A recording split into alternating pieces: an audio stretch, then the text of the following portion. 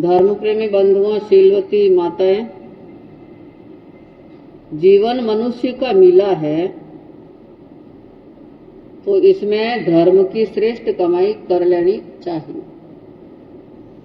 क्योंकि ये अजर अमर शाश्वत रहने वाला जीवन नहीं है। जब तक 5 इंद्रियां काम कर रही है उसी समय धर्म में लग जाना चाहिए, ताकि पुण्यवानी से वापस पुण्यवानी आप बांध सकते हैं। पर ऐसे भी विरली आत्मा होती है कि ये 5 इंद्रियां काम देती है, उसी समय वो धर्म में लग जाए, सुदत्त सेठ के जैसे। विक्रमादित्य के कथानक में सुदत्त सेठ का वर्णन जो आप सुन रहे हैं, सुदत्त सेठ चतुर्थ आश्रम में प्रवेश किया, अपने परिवार के सामने बात रख दी कि मैंने जितना भी धन कमाया है वो 7 क्षेत्र में खर्च करके श्रावक की 11 प्रतिमा ग्रहण करना चाह रहा। अपने हाथों से चिट्ठियां लिख लिख करके पूरे मालवा की राजधानी के क्षेत्रों में भेज दी कि आप अपना काम धंधा छोड़ करके मेरा निमंत्रण पत्र स्वीकार करना और सभी उज्जैन नगर में निश्चित तिथि पर पधारने का लक्ष्य रखें। धन्य है ऐसे सुदत्त सेठ को कि जो इतनी उत्तम भावना जिनके मन में, लाखों जन इकट्ठे हो गए, उसमें 900 कन्याएं भी है। कोई भी ऐसा कार्य होता है तो एक जैसी वेशभूषा में कई कन्याएं तैयार होती है। मंगल गीत के लिए कई महिलाएं एक जैसी वेशभूषा में तैयार होती है। श्रावक जन भी एक जैसी वेशभूषा में क्रमबद्ध तैयार जो रहते हैं। ठीक इसी प्रकार का कार्य वहां पर भी हुआ। वो 900 कन्याएं कैसी है? इंद्रमुखी कटी सोह विराजत, छाजत नैन कुरंग समानहि, पोपट घ्राण ग्रीवा कपोत ज्यो, दाढ़ी मदंत उदर मीन है, उन्नत लाल कपोल विशाल, गति गजराज सुसाजत नावहि है, पुण्य प्रभाव द्युति वर दामिनी, ओ सच्ची साह सादृश ओपम जानहि, ओ सच्ची सादृश ओपम जानहि। 900 कन्याएं बड़ी पुण्यवान है, जिनका वर्णन जो किया, इंद्रमुखी, सबका चेहरा इंद्राणियों के जैसा चमक रहा है, इतनी सुंदर रूप लावण्य से युक्त। कटी सिंह विराजत, सिंह की कमर पतली होती है, उसी प्रकार से वो पतली कमर वाली जो है, और नयन बड़े ही सुंदर हिरणी के आकार के, जिसके नयन जो है, नाक है पोपट के समान, ये भी पुण्यवानी होती है। इस तरह के वर्णन जो आप सुन रहे हैं, ये पुण्यवानी उन चेहरे से भी मिलती है। कहते ने इनके लक्षण अच्छे हैं, तो ये लक्षण सारे अच्छे जिनके, ग्रीवा कपोत के समान, कपोत कहते हैं कबूतर को, कबूतर के समान जिसकी गर्दन जो है, दाढ़िम के समान जिनके दांत है, अच्छे दांत होते हैं, तो उसको उपमा देते कि अरे भाई इसके दंतावली कैसी है, दाढ़िम के दाने के जैसी दंतावली है।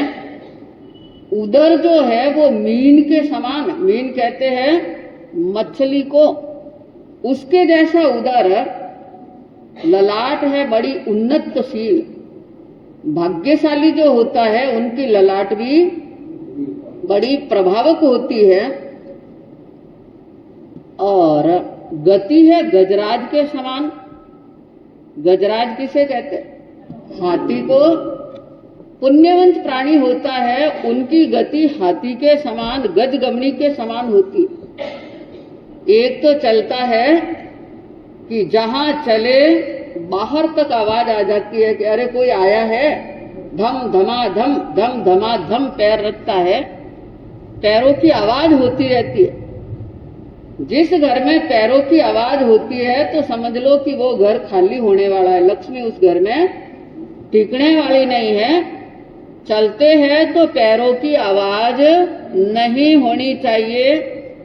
रास्ते चलते हैं तो शेर धूड़ साथ में ही उड़ाते, पास में चलने वाला भी मिट्टी से धूड़ से भर जाए, ऐसी गति जो होती है वो पुण्यवंत प्राणी नहीं हो सकता है। चलना है गज गति के समान, पैरों से मिट्टी नहीं उड़नी चाहिए और आवाज भी नहीं होनी चाहिए। हंसना भी कैसे चाहिए? एक तो हंसते हैं बड़े बड़े ठहाका मार मार करके कि यहां हंसो और मंदिर तक सुनाई दे दे, जोर जोर से हंसते हैं, मुंह फाड़ फाड़ करके हंसते हैं, सारे दांत दिख जाते हैं, हंसते हैं इस तरह से। पर ज्ञानियों ने कहा हंसी कैसी होनी चाहिए? मधु मुस्कान। हंसते हैं पर दांत भी नजर नहीं आते हैं। मधु मुस्कान इस तरह की मुस्कान होती है कि चेहरा देदीप्यमान लगता है, चेहरे से पता चलता है कि ये हंस रहे हैं, पर उसकी आवाज नहीं होती है। खाने की भी पुण्यवानी होती है, खाने पीने में भी पुण्यवानी। एक तो खाते हैं चप्पड़ चप्पड़ मुंह बजाते रहते हैं, मुंह में कोर धरा और चप्पड़ चप्पड़ मुंह बजाना। अगर ऐसे खा रहे हैं तो समझ लो कि घर में लड़ाई झगड़े होते ही रहेंगे और वृद्धि होने वाली नहीं होती है। आए दिन कोई न कोई दुख सताता ही रहता है। इसलिए खाओ तो कैसे खाओ? अपना मुंह है उसकी आवाज नहीं होनी चाहिए, इस तरह से खाना। और इसके साथ में भी कितना खाना? पद्मनी को पाव भोजन शेर भोजन चित्रणी, सवा शेर गज हस्तनी और 1.5 शेर 2 शेर फुहड़नी। गुरुदेव फरमाया करते थे पद्मिनी जो होती है वो सिर्फ पाव भोजन में उनका पेट भर जाता है, इससे ज्यादा नहीं खाते हैं। और चतुर जो होती है वो एक दिन का शेर भोजन में उनका पेट भर जाता है, इससे ज्यादा वो नहीं खाती है। सवा शेर जो खाते हैं वो भी पुण्यवान है, उससे ज्यादा वो नहीं खाते, वो भी पुण्यवान है। और 7 शेर तक खा जाए बैठे और 7 शेर भोजन गटका जाए तो वो है फुहड़नी, मतलब वो पुण्यवान नहीं है। मारवाड़ी भाषा में उसके फुहड़ भी कहते हैं कि न तो बोलने का ख्याल, न खाने का ख्याल, न चलने का ख्याल, वो होता है फुहड़। तो ऐसे भोजन भी हैं, पुण्यवंत प्राणी होते हैं, उसका भोजन अलग प्रकार से होता। एक भाई हमारे साथ में बिहार में चला, अक्सर साधु संतों के बिहार में जाते थे और हम पिसांगण गए। पिसांगण का नाम सुना कभी? गोविंदगढ़, पिसांगण, ये सब एरिया है पुष्कर के आसपास का। भोजन करने के लिए भाई गया और जिस घर में गया वो बहन रोटी बनाती रही, पूरी जेठे की जेठ खाली कर दी। अब वो बहन आई कि बाबूजी शाम का और किसी के घर में भेज देना। कहने का मतलब यह है कि कितना ही खा ले पर उसका पेट नहीं भरता है। चाहे 10 जनों का भोजन बने और अकेला ही हजम कर जाता है। ये भी पूर्व जीवन के कर्म जो होते हैं। पर ये सारे लक्षणों से युक्त है पुण्य प्रभाव जिसका। जो इंसान पुण्य प्रभाव वाला होता है उसको बार बार देखने की इच्छा होती है, उसकी महिमा करने की इच्छा होती है और जहां जहां जाता है वो निहाल करने का काम जो कर देता है। ऐसी पुण्य प्रभाव वाली और सच्ची के समान दिखने वाली, सच्ची कहते इंद्राणी को, कि मानो साक्षात धरती पर सारी इंद्राणियां उतर करके आ गई है। नाचे मन हरणी गावे गीत रसाल, मन रंगे खेले एक ठाम ते बाला, भोजन भल भक्ति सोदत सेठ संभारे, खर्चे धन अगणित सहो दिनवाद उचारे, घर घर रंग छायो सोदत मोद भरायो, मुझ अहो भाग्य है संग आंगणे आयो, मन घणो ओजलो सभी कहे वाह वाह, इच्छित धन आपे लच्छीरो ले लाह, यो दिन की बीता एक दिवस की बात, अभिनव उद्यान खेले सौंदर्य घात, नव से ते कन्या रम रही है नवरंगी, सतरवी पभणे मिस्री ढाल अति चांगी। 900 कन्याएं जहां जहां जाती है सब एक साथ में जाने वाली, एक साथ में चलने वाली। उज्जैन नगर का बहुत बड़ा उद्यान है, भिन्न भिन्न प्रकार के फूलों की सुगंध उसमें आने वाली, तरह तरह के पेड़ पौधे जिसमें जो लगे हुए, उस उद्यान में खेलने के लिए जा रही है। एक जगह एकत्रित जो हो गई, और वो सुदत्त सेठ कैसा कि भोजन भक्ति आव भाव भगत स्वयं आगे होकर के करने वाला।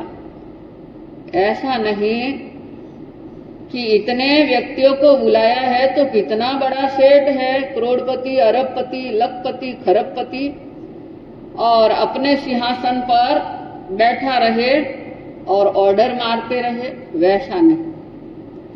स्वयं आगे जाकर के अतिथ्य सत्कार करने वाला, सारी भोजन की व्यवस्था स्वयं संभालने वाला कि किसी प्रकार की कोई कमी नहीं रहनी चाहिए।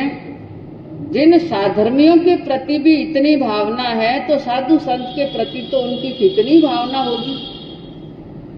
साधु संत आते हैं 7-8 कदम सामने जाना, पहुंचाने के लिए भी जाना, कितने कितने नियम जो है उन नियमों का पालन हर एक इंसान नहीं कर सकता है।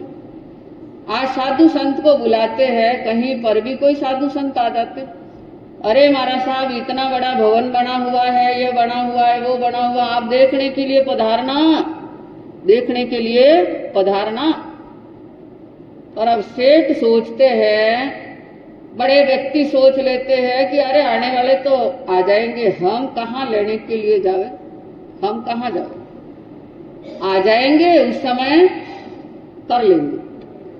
पर नियम क्या होता है कि जहां आप ले जा रहे हो 4 जने लेने के लिए आओ और साधु संत के साथ में चलो।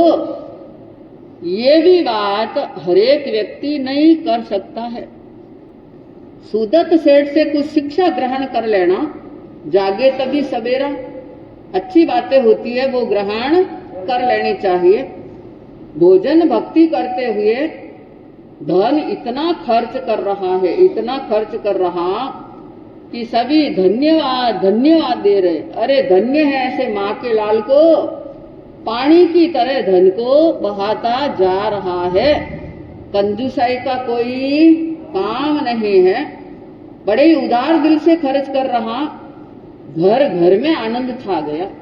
ये नहीं कि बाहर के लाखों लोग इकट्ठे हो गए और गांव वासी शहरवासी सब अपने घर घर में भोजन बना रहे और खा रहे, ऐसा नहीं। क्षेत्रवासियों को भी निमंत्रण जो दिया हुआ और घर घर में खुशियां छाई हुई है। सुदत्त सेठ उन सबको देख करके मन में इतना प्रफुल्लित हो रहा है, हर्षित हो रहा है कि मेरे अहो भाग्य है, इसलिए इतने साधर्मी बंधु यहाँ पर आए ये मेरे अहोभाग्य है कि मेरे घर आंगन में संग पधारा है।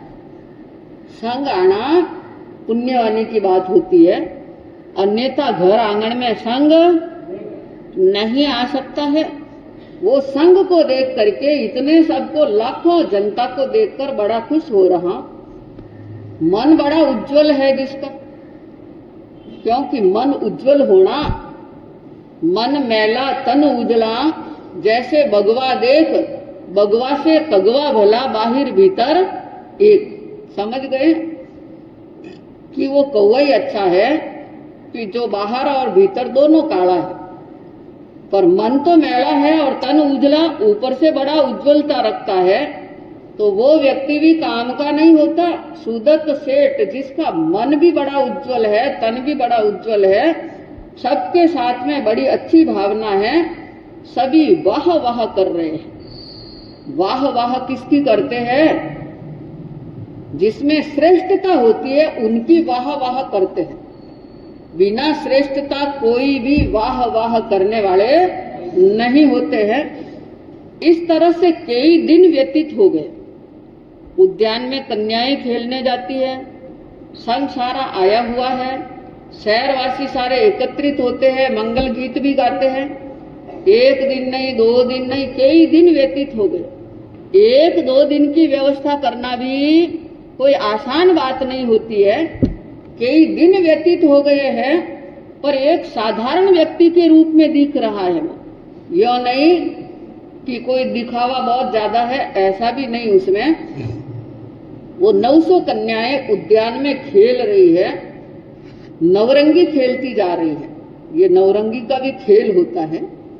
तो सारी कन्याएं एक साथ में मिलकर के नवरंगी का खेल खेल रही है, पर ये भवितव्यता कुछ अलग ही होती है। इसको कोई भाप नहीं सकते हैं।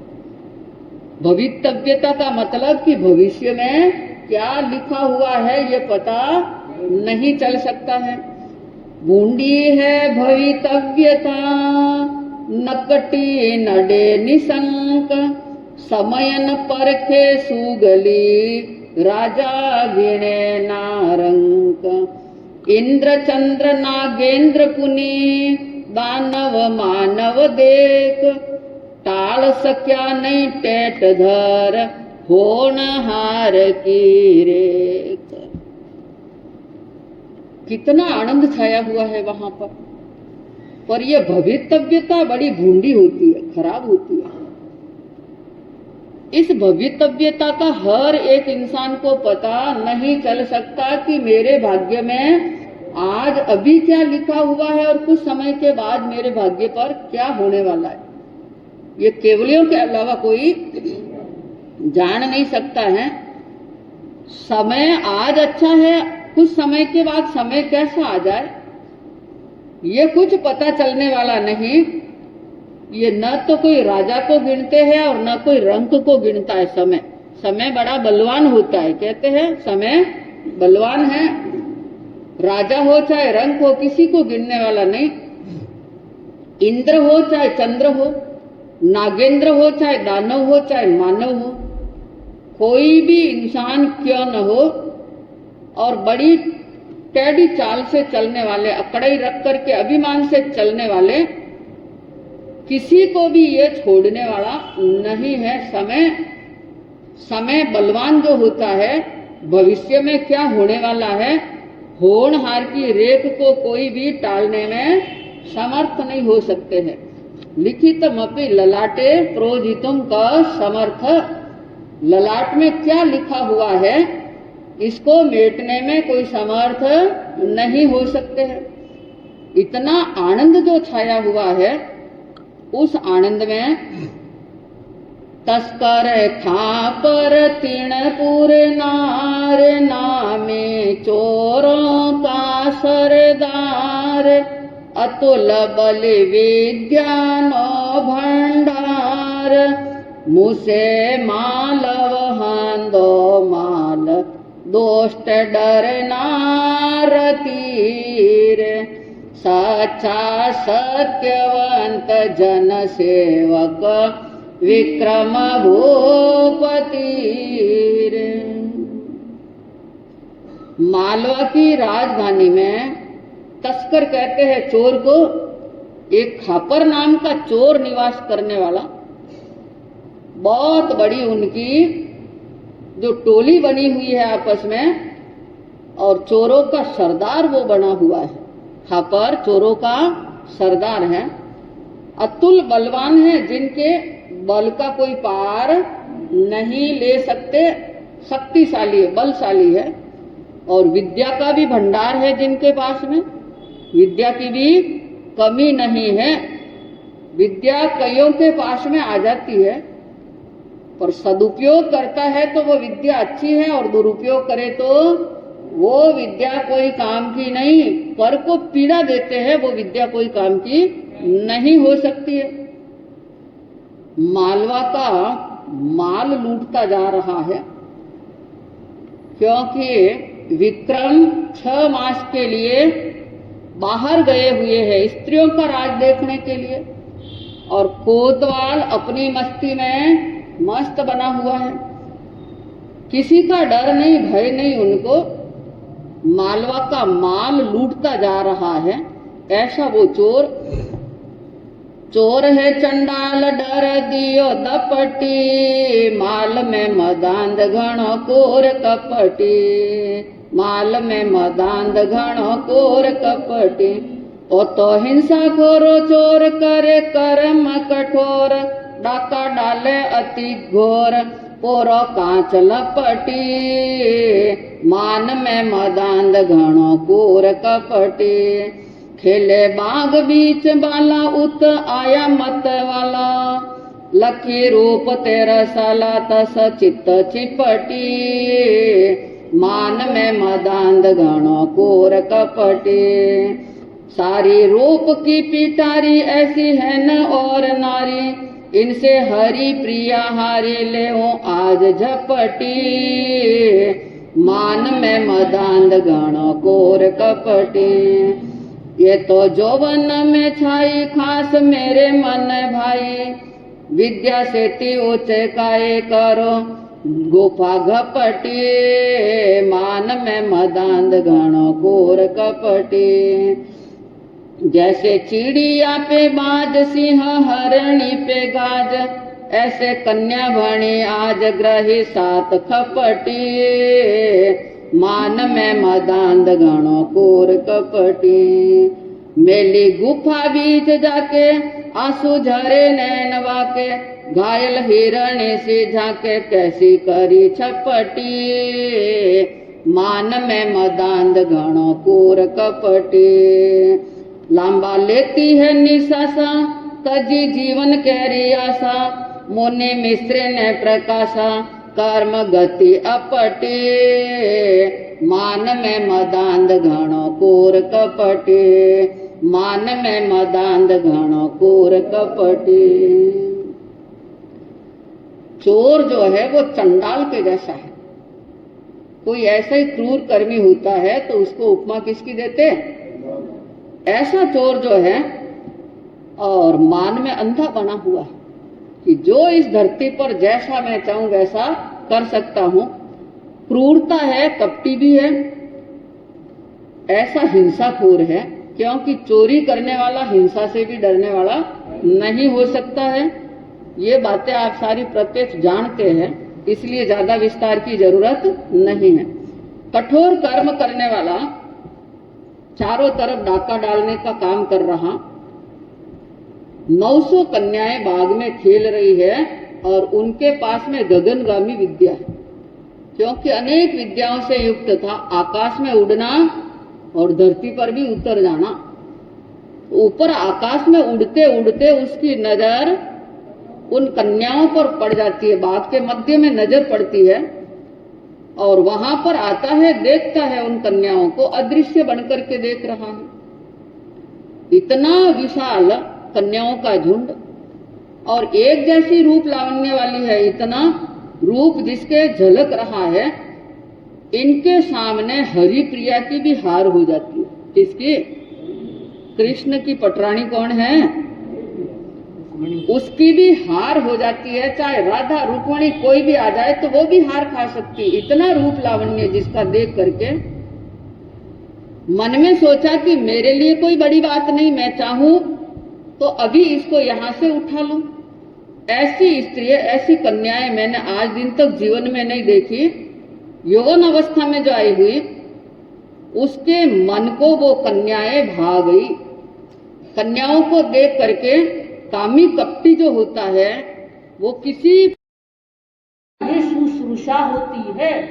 तो गौतम स्वामी ने पूछा कि जब संवेग आ गया, निर्वेद आ गया, धर्म के प्रति श्रद्धा भी आ गई और फिर आपके मन में गुरु और साधर्मी की सेवा का भाव जागृत हुआ, तो वो गुरु की शुश्रूषा करना, साधर्मी की सेवा भक्ति का जो लाभ लिया है, वो ऐसा करने से आपको कोई और लाभ मिलता है क्या? आध्यात्मिक दृष्टिकोण से क्या लाभ मिला? तो भगवान ने फरमाया कि देखो कि सबसे बड़ी बात तो ये है कि जो सेवा करने वाला है वो अपने दुर्गति के सारे दरवाजे बंद कर देता है, यानी कि इसकी दुर्गति होने वाली नहीं है। शुश्रूषा करने वाले की दुर्गति नहीं होती है और वो सदगति के साधन जुटा लेता है। अब देखिए दुर्गति भी कितने प्रकार से हो सकती है। दुर्गति के लिए कहा कि चारों गति की दुर्गति के दरवाजे बंद होते हैं। आप सोच में पड़ जाएंगे कि चलो नारकी और तिर्यंच की दुर्गति तो है ही है, वेदनाएं दुख भोगना पड़ता है, पाप कर्मों का फल भोगना पड़ता है नारकी के भव में, और तिर्यंच के भव में बड़ा हे जीवन जीना पड़ता है। लेकिन कहते हैं कि मनुष्य में भी दुर्गति होती है। मनुष्य के भव की दुर्गति का मतलब होता है कि आप अधमा अधम जाति या कुल में जन्म लेते हैं, वो मनुष्य के भव में दुर्गति होती है कि आपको नीच कुल मिला, चंडाल कुल मिला, ऐसे कुल में जन्म मिला जहां पर पाप कार्यों की अभिवृद्धि होती है। वो मनुष्य के भव में भी दुर्गति है। फिर साथ में कहा कि देव भव में भी दुर्गति होती है। देव भव की दुर्गति का मतलब है कि निम्न कोटि का देव मानव्यंतर किलविषक देव बन जाते हैं, परमाधामी देव बन जाते हैं। देवगति तो है लेकिन निम्न कोटि की देवगति, और उसको प्राप्त करके फिर देखिए कहाँ बसेरा, सुने मकानों में, सुनागारों में, खंडहरों में वहां वास हो जाता है और आते जाते फिर तकलीफ देते हैं, भूत प्रेत जिसको कहते हैं ना, ये इस गति में आ गया। ये देव गति भी जो है उसमें भी दुर्गति का कारण है। ये चारों गतियों की दुर्गति को रोका जा सकता है सेवा के द्वारा, शुश्रूषा के द्वारा। आप जो हर शुक्रवार को उवसघरम स्तोत्र की साधना करते हैं ना, इस उवसघरम स्तोत्र की रचना भद्रबाहु स्वामी ने करी थी, विशिष्ट परिस्थितियों में करी थी। संक्षेप में बता दूं, 5 मिनट ज्यादा तो समय हो रहा है, इस बात को हम और आगे रखेंगे, लेकिन इतना सा समझ लेना चाहिए कि वो भद्रबाहु स्वामी और उनका एक भाई वराह मिहिर था। ये दोनों महाराष्ट्र में जन्मे थे, प्रतिष्ठानपुर नगर में जन्मे थे, और भगवान की वाणी सुनी, जिन वाणी सुनी और वैराग्य का भाव, यानी कि कहाँ से शुरू हुआ, संवेग निर्वेद, धर्म की श्रद्धा, वैराग्य का भाव, अब आगार से अनगार में प्रवेश कर लिया। भद्रबाहु बड़े सरल हैं, विनम्र प्रकृति के हैं, और वराह मिहिर थोड़ा सा अभिमानी जीवड़ा है। सारे अध्ययनों का 12 वर्ष तक दोनों ने मिलकर अध्ययन किया। सूर्य प्रज्ञप्ति, चंद्र प्रज्ञप्ति, पूरे प्रकांड विद्वान है। गणित का कैलकुलेशन करने में, निमित्त का कथन करने में बड़े पारंगत हैं। भद्रबाहु स्वामी को नैमित्तिक प्रभावक भी कहते हैं, कवि प्रभावक भी कहते हैं। वराह मिहिर ने भी अध्ययन किया, लेकिन देखिए जब आचार्य बना तो वो भद्रबाहु स्वामी को बनाया, क्योंकि उनके अंदर विनम्रता भी थी, सरलता भी थी, योग्यता थी। वराह मिहिर को जो है वो जमा नहीं, दूसरे की बढ़ती को देखकर, हालांकि वो भाई ही है, लेकिन फिर भी मन में द्वेष का भाव, ईर्ष्या का भाव, इतना ईर्ष्या का भाव आया, इतना ईर्ष्या का भाव हुआ कि श्रद्धा डामाडोल हो जाती है और साधु जीवन का त्याग कर देता है और फिर मिथ्यात्वी बन के गलियों गलियों में जो ज्ञान सीखा है उसका प्रदर्शन करता हुआ घूम रहा है। और फिर क्या होगा उनके साथ आने वाले समय में आपके सामने रखने का प्रयास करूंगी। आज के लिए इतना ही है कि सुलसा जैसी श्रद्धा धर्म के प्रति होनी चाहिए और हमारे मन के भीतर जो है जो सुख भोग के साधन हमें मिले हैं, पुण्यवाणी से मिले हैं, उसमें हमारा भाव आसक्ति का नहीं रहना चाहिए, अनासक्ति का भाव रहे और विनय पूर्वक जो है साधर्मी की, साधु साध्वी भगवंत की शुश्रूषा में हम तत्पर रहें तो ये भव हमारा सार्थक हो जाएगा और हमारा पुण्यवाणी बन जाती है नमन करने से, कर्म निर्जरा होती है नमन करने से। किसने करी अपनी कर्म निर्जरा? मात्र नमन करने से।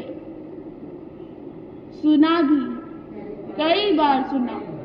श्रेणिक राजा नारकी के कर्म तोड़ दिए उन्होंने वंदन कर करके, तो क्या हमारे अशुभ कर्म एक नम्र भाव से नहीं टूट सकते? टूट सकते हैं, बस मन में नमन की भावना होनी चाहिए। हम नमन करें इस भाव से नहीं कि हमारे कर्म टूट जाए इसलिए हम नमन करते हैं, बल्कि नमन करे कि मुझसे बड़े हैं, वंदनीय है, पूजनीय है, इन्हें नमन करना हमारा धर्म है।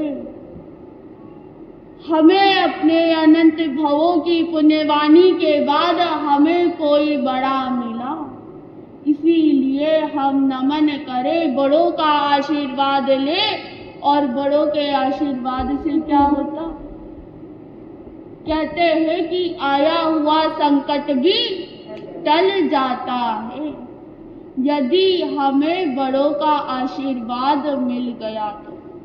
सिर पर यदि गुरु और माँ का हाथ है तो वो व्यक्ति मौत को भी हरा सकता है, और यदि सिर पर माँ और गुरु का हाथ नहीं तो वो अपने शत्रु को भी नहीं हरा सकता।